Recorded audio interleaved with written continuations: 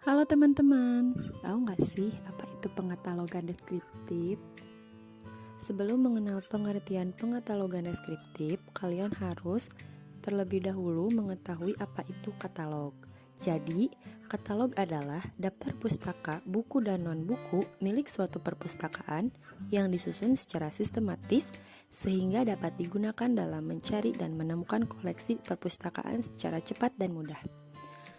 Nah, sekarang pengatalogan deskriptif merupakan kegiatan mengidentifikasi dari ciri-ciri fisik suatu materi pustaka seperti pengarang, judul, tempat terbit, nama penerbit, dan jumlah halaman.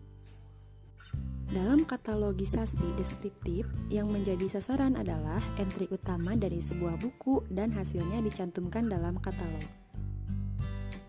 Fungsi pengatalogan deskriptif ada dua. Yang pertama, dapat memberikan pesan atau informasi tentang kondisi buku serta keberadaannya kepada pembaca. Yang kedua, para pembaca dapat mengetahui buku-buku apa saja yang dimiliki perpustakaan. Adapun tujuan pengatalogan deskriptif. Yang pertama, mengenali suatu bahan pustaka yang diproses sehingga dapat memberikan informasi kepada pembaca untuk membedakannya dengan bahan pustaka lainnya.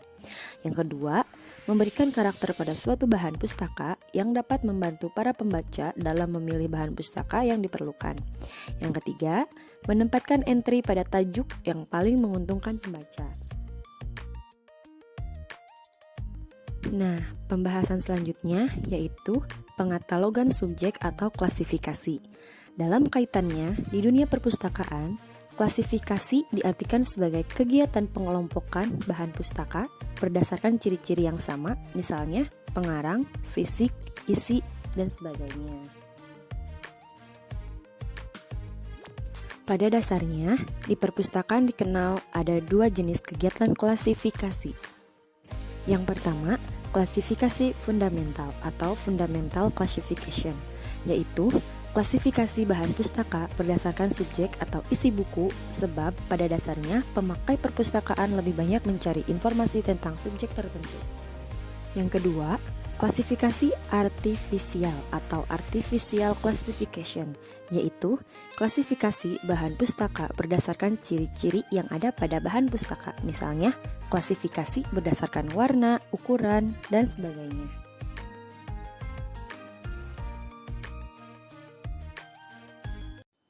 Klasifikasi perpustakaan bertujuan untuk yang pertama, dapat menentukan lokasi bahan pustaka dalam jajaran koleksi perpustakaan sehingga memudahkan temu kembali informasi.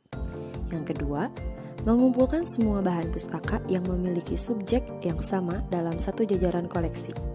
Dan yang ketiga, memudahkan dalam penempatan buku baru serta untuk kepentingan penyiaran.